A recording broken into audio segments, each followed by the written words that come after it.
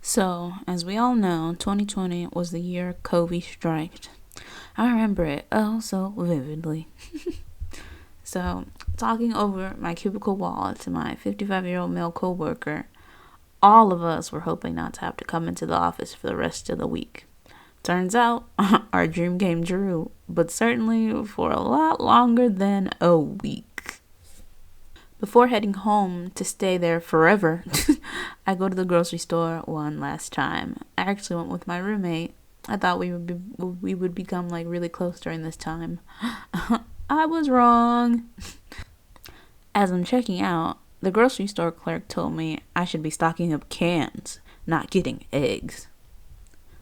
So, at this time, I'm living in a house in the west end of Atlanta with two other women. One is in her 50s, and the other is around my age. I thought it would be nice. It would be a nice change to be living with somebody a little bit older, because I feel like I can talk to them a little bit easier. They just have different mindset, But just give you a little bit of foreshadowing. It was not. It wasn't. If you're not already aware, at this time I was working with the city of Atlanta as a senior graphic designer.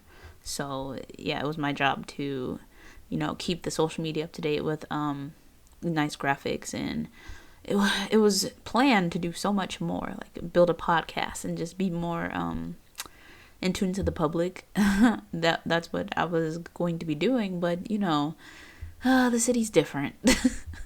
And COVID just knocked everybody off of their feet, and so I was mainly just delegated to doing social media and COVID awareness. So let's talk about my mental health at this time. I'm not gonna lie, I was scared. I wasn't physically close to any of my family members, and nor was I talking to them because of all of the weird, just not okay things that happened back in 2019. So I felt really alone, I felt ignorant, and I just didn't know what was meant for the future of this world, like most people. I'll admit the paranoia was real, okay? I'd order food from a grocery delivery service, and then I would just set it out on the floor, which is dumb, but I would set it out on the floor to disinfect itself over the course of a few days. What the hell? Like, does that even make sense? You believe anything when things are just not okay. But let me tell you, after the third week, these are the things I started to realize. Well, for starters, this COVID ain't going away anytime soon. But I wasn't mad because that means I get to work in my pajamas forever. But also, I needed to really start moving around more. AKA, get the heck off your ass, Kim. And so I did. So I had already started to eat healthier back in 2019, so that wasn't really hard to do, especially being at home. I wasn't having to like rush and find lunch, being at work, you're wasting money and stuff. I had groceries, and so I just made my food at home. I do my staple spinach and eggs and the smoothies daily. And this is also the time when I slowly decided to become vegan. That's an important part of this whole story, so keep that in the back of your head. I also bought some random daily multivitamin packs off the internet, which I regret because you can read their little descriptions of what the heck the pill is all day, every day, but that doesn't mean you know what the hell it's going to do to your body. That's not foreshadowing. I don't think that they did anything, but I don't know because I was very just dumb to pills and vitamins. And I thought that me getting a multivitamin pack would, strengthen my immunity and just do good for me. I didn't think it would ever do bad for me, but I wouldn't do it again. I also start walking up and down my street for maybe 30 or so minutes a day.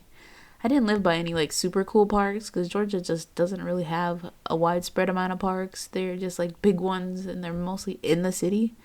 So I thought just walking up and down the street was the best thing to do at the time.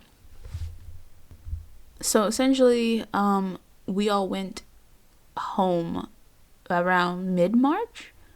2 weeks. It's only been 2 weeks later. 2 weeks later. And my older roommate and I just are not getting along. Just little things, and the fact that she like took over the living room and the dining area to like make masks that it appeared to just never give anybody, or she made so many and they were just sitting there for weeks on end after that. So I don't know what she was doing with them. But and another like weird thing about she like approached me right as I was walking out of the bathroom one day telling me that I can't use my baby wipes to like wipe my butt because of the sewer pipes and stuff. And I was just like, I don't like how you're approaching me. I will admit I could have just been nicer and be like, okay, I won't use them. But at that time, I wasn't. I was annoyed, and I didn't like how she approached me about it. So I just was like, no. So yeah. The other thing about having roommates during this, at least at the beginning of this COVID season, we all stayed in the house 24/7, but we were all quarantining away from each other. And I thought that was just so dumb. We obviously weren't very close, and it's not because to be honest, I don't understand why. I don't, not to this day, and it kind of does make me sad because I'm always that person that just wants to community, you know? And me coming back to Atlanta, I was just hoping to find that, and this just wasn't it. And COVID just made it even harder. So, because of all of this, I essentially just got fed up, and I decided to move out a month early. To give you a little bit more backstory, in an effort to just build more of a connection with these roommates, I did a variety of things. Like, we had Thanksgiving together, and I like had made dinner with one of them, and just little things like that. Being kind, offering things here and there, just to build connections, because that's always what I'm trying to do. If you haven't watched my videos, or if you have watched my videos, you would know that's like the theme of life right now.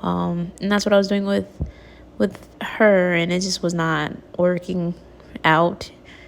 It was obvious that she didn't want that. I was just the person paying the rent, part of the rent.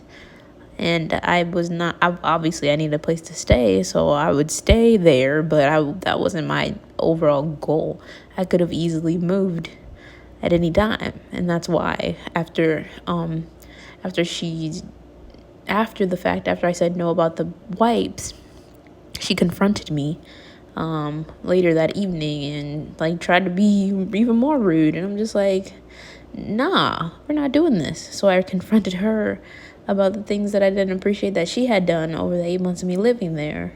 And she was silent. And so I'm like, yeah, like, I'm not just somebody, I'm a human being. I'm not just here to pay half the rent or whatever. So, and that's like a couple of days after that I left. So I found a nice studio apartment closer to downtown Atlanta. It had a pool and a gym, and it was walking distance from trails and a park. To be honest, I was just really excited to be starting anew. The studio was pretty much a shoebox, but in my head, it was mine, and I was happy about not having to share anything anymore. I also started getting a farm vegetable subscription box so I could make sure I was getting the freshest food I could. It's not anal, but yeah, I was just really down to just live my healthiest life at this point. I had nothing else to do, and it just made sense to me, so I just ran with it. At this point, I had stopped eating literally all meat, even eggs. I was trying tofu scramble and that weird just egg mixture. None of it was as good as the real deal, though. So, also, the more crazy stuff I read in books and on the internet about health, the more recipes I tried. I even got a water distiller so I could make sure I was drinking the purest water. I know a little bit more about water now, like distilled water, is not the best for you to drink all the time because it's like it has no nutrients in it, and then but water is supposed to have like the minerals that we need. So spring water is the best water, but at the time I didn't know anything about spring water. It was like purified water or distilled water. That's what was in my knowledge base. So I would drink distilled water and put lemon juice, I believe, lemon or lime juice, I don't remember right now, in it, and that's what I drank, and it was good. Putting lemon or lime in your water cleans out the toxins in your body. You're supposed to drink that like before you eat anything at the beginning of the day. I did this because I was like so determined not to get COVID, especially with all the scare tactics they had out there. I wasn't aware that they were scare tactics or whatever you want to believe about it. It was just it was an overload of negative information. I was just not about to be a victim. So aside from moving all my stuff from one place to another, the only other day I went anywhere was sometime at the end of May. I needed to get my passport. I was on a mission to make plans to leave the country, girl. To leave the country. Why? Well, the U.S. really does suck. But I keep seeing other countries that were handling the panorama so much less traumatizing, and I just really needed to feel safe. I even bought a new travel bag and packed it. Y'all, I was ready to go. Mind you, my passport didn't come until October? And you'll know where I was in October if you keep listening. So, but I knew it was going to take a while. But anyway, moving on. So, I'm here at the post office ready to get my passport. Stupid mistake number 1, I forgot my dang mask in the car. I didn't go out much, so it was an honest mistake. I just slipped my mind.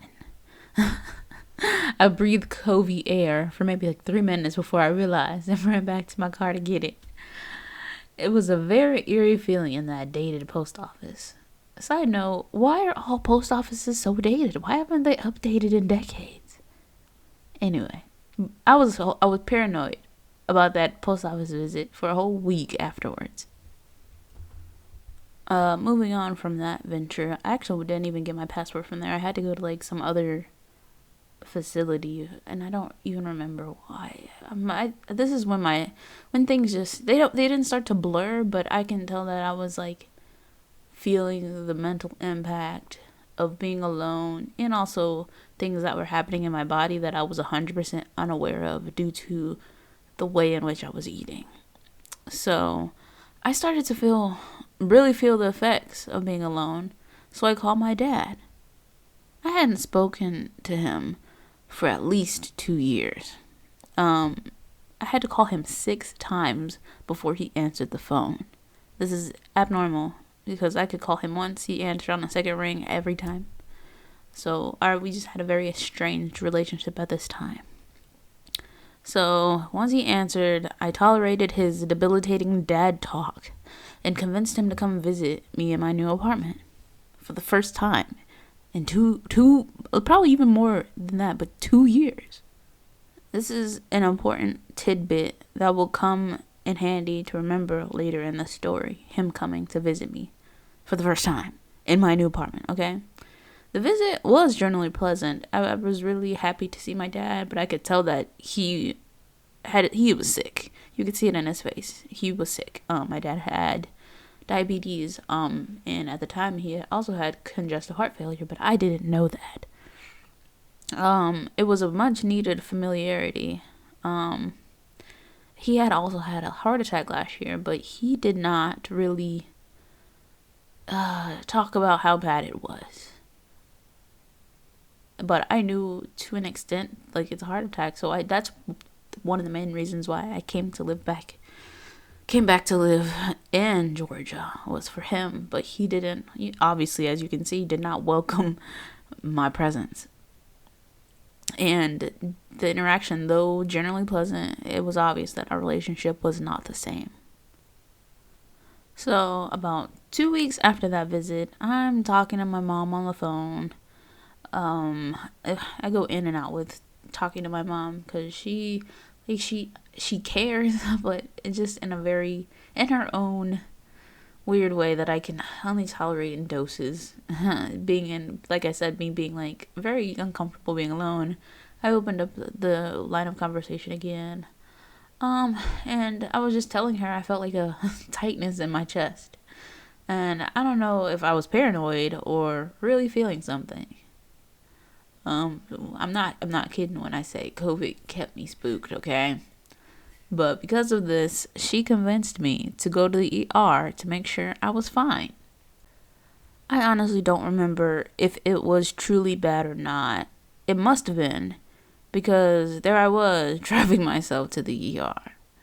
I get there and they take an x-ray of my chest. They tell me, they tell me I have a PE. A PE is a pulmonary embolism. A pulmonary embolism is a blood clot in your legs that travels up to your lungs, meaning like a blood clot breaks off from it being in your leg and it travels up through your bloodstream to your lungs. And they make me stay overnight.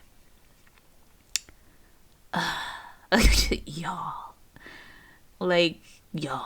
The guy was like, I'm surprised that you felt that. You're really in tune with your body. I'm like, I guess so. Like, man, what? So, I stay overnight. They take an ultrasound of my heart and lungs, multiple times. And they also prescribe me blood thinners to, break up the blood clot and everything. The crazy thing about all of this, the hospital gave me a sense of comfort. People talking and interacting, though I was just listening from behind, a curtain or a door. It was definitely better than my lonely studio. To this day, I cannot listen to Lauren Mavuvla. Yeah, Lauren Mavuvla, because it reminds me of 2020. Look in the description and you'll see a playlist of the songs that are actually pretty dope, but I can't listen to without remembering the eerie feeling I felt between like June, July, August. Yeah. They genuinely bring in my mind like a spooky ghost story. So, back to the story. I go home and feel like literal shit for 2 weeks. This is weird because I honestly don't understand why I feel worse than I did before I went in. Like getting blood thinners does not make you feel worse. It does not alter you in any way, shape, or form. It shouldn't. But for some reason, I thought that this was okay. Again, it's very obvious that I was not in my right mind. Because a lot of stuff that just happened that just didn't make any sense. And it continues. Let me continue. Once I start to feel better, I actually was able to take 2 weeks off of work. But it's remote, but I just didn't work. Once I start to feel better, I start working again. But something's off. My legs aren't working like they used to. My stupid brain thought it was because of the blood clot. So, I go to the ER 2 more times. Between June, the first time I went was in June. Second time I went was at the end of June. Third time I went was in July. So I go to the ER a total of 3 times because I know something's not right. I even get compression socks because my legs are swelling. And I also get one of those wheeled walkers with the seat in them from Walmart because I'm literally slowly losing my ability to just walk on my own. It's tiring. My legs feel heavy and they don't feel good. And the second time I went to the ER, they gave me this like something cocktail. I didn't do a lot of research into it because, one, I'm not used to going to the hospital. I'm not used to any medical shit. I've been like a super healthy person. And then the third time, I was not in my right mind because I got an Uber there because I felt like because of my legs, I couldn't drive comfortably anymore. Got an Uber. It felt like my vision was blurry. And, you know, when you Google shit, don't Google shit because they make you feel like you're about to die. And so I Googled something and it said it wasn't right. So I grab an Uber and I go to the Emory Hospital this time. The other two times I was at Piedmont. Emory didn't do a damn thing. I'm not downing Emory at all. But it's mainly because what the heck I was saying was not lining up with what I was actually feeling. And I was not in my right mind. And the lady, I feel like she was just like, oh, just another rando. Just is it hypochondriac or just somebody thinking there's something wrong with them and there's not, you know? But they could have did more. They should have did more. They really should have did more. I wish I could sue them, but I don't think that's a thing. So yeah, the third time I went there, and it's because my vision was blurry and I was just not okay. But then when I was thinking about it, I was like, oh, maybe I forgot that I had my contacts in, and then like maybe one of the contacts fell out, and I told that to the lady. But I'm over here literally in a wheelchair wheeling myself around because it's hard to walk, and they're not thinking anything of that. So that's what I'm saying. But let's get back on topic. Not one doctor tells me that what I'm experiencing is abnormal. So now we're getting into the thick of it, y'all. Mid-July is when things start to become a blur. So I have written in my script here that I really wanted to skip this part, but I'm going to elaborate a little bit, but I am going to make another video talking about this part vividly in detail. But mid-July until the end of August, so like a month and a half, I'm in my apartment in a psychosis state. I didn't know that that's what I was in until the next video you guys are gonna see. Psychosis is when your brain is just not really in tune with reality anymore. And this happened to me because of two things. Me going vegan, and not doing enough research. Ironically, I had bought a lot of books I just hadn't read yet, and in order to go vegan, like healthily and making sure I get all my vitamins, but I hadn't read the book yet. B12. My body was not getting B12 because I was not ingesting B12 in my food, and didn't have no vitamin B12 or nothing like that. I found out that I have a thing called pernicious anemia, which is the body's inability to absorb B12. I can go deeper into the specifics of B12 in another video, but because of these things, the neurological aspect of having a vitamin deficiency causes you to go into psychosis. And it was an interesting time, y'all. It's not cute. It's not cute at all. And I just want to say, stay tuned to the next video, and I'll talk about what it truly felt like to be in psychosis. August 27th,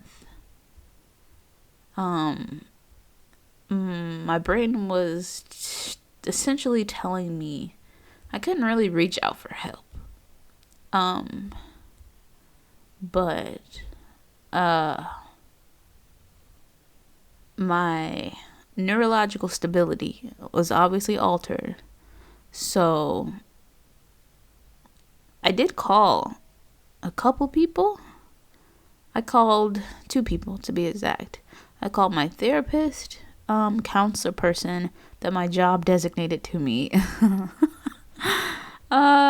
Because I was just having troubles like adjusting to working for the city, but that's not really what it was. I have a different type of personality that doesn't really work with extremely corporate scenarios, but that's not a part of the story. I have other videos for that, but I talked to the therapist counselor guy maybe twice, trying to I wasn't being direct, but there was obviously something wrong, because why was I calling him? I think he was trying to get me to talk, but the way my brain was set up, I was just not talking, and so I guess he didn't know how to help me.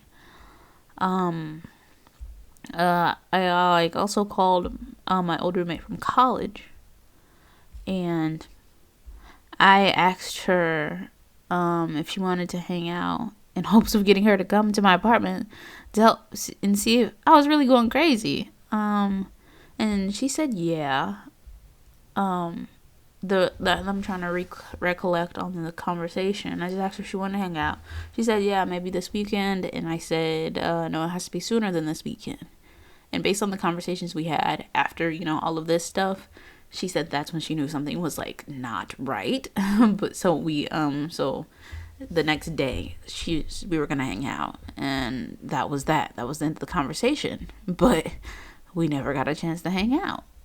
Next thing I remember is waking up in a hospital bed, convinced that I had been taken custody and had become a human experiment or something. Okay.